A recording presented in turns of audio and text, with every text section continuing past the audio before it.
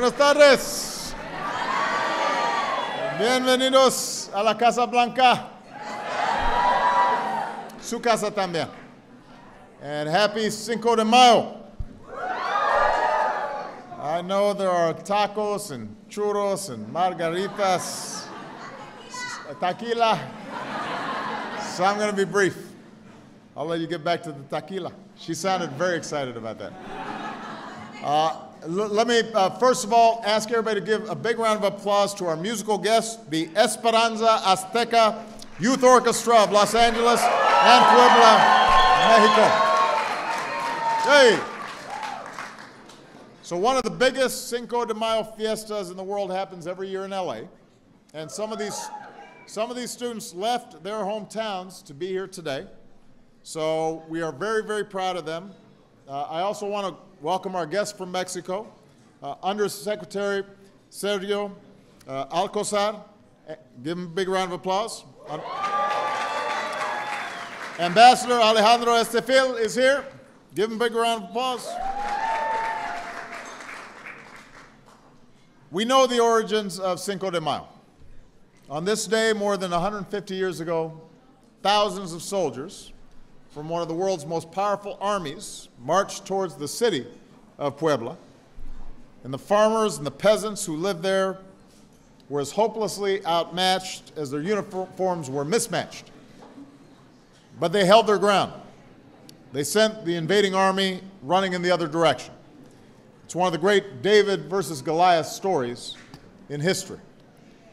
And the United States, of course, has made Cinco de Mayo a celebration of our own. After World War II, when states and cities across the country sought to recognize Mexico and Mexican Americans for their contributions to the war effort, recognition of Cinco de Mayo in the United States took off. And today we celebrate it with parades and barbecues and dances and street fairs and parties, just like we're having today with tequila.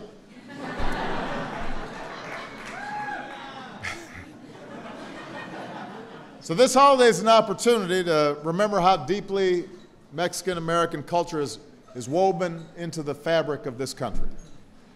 People of Mexican heritage and their children and their children's children have influenced our commerce and our culture and our language and our literature, our faith and our food.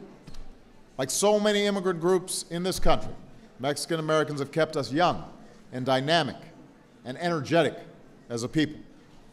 So we reaffirm our commitment to those traditions, and part of the way we reaffirm it is to reaffirm our commitment to comprehensive immigration reform, because that's who we are as a country.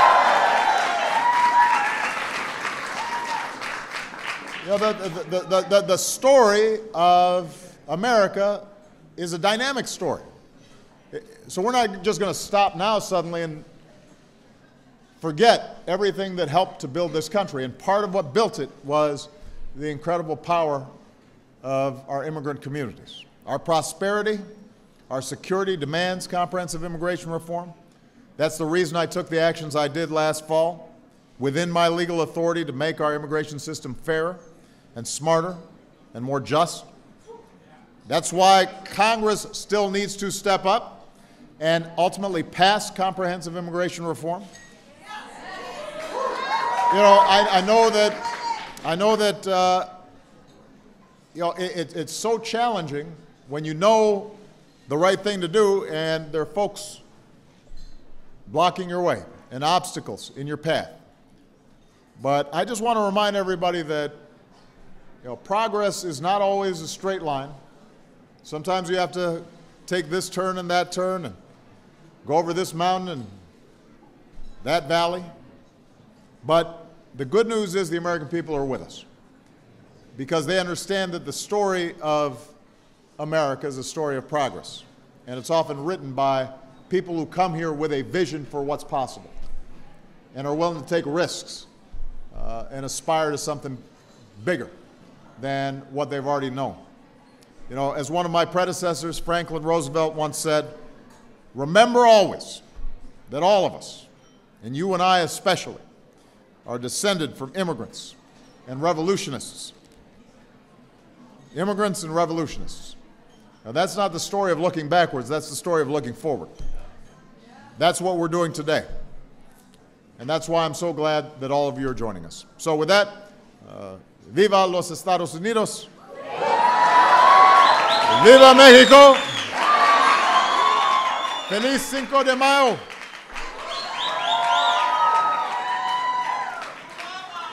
And go easy on the tequila. Muchas gracias, everybody.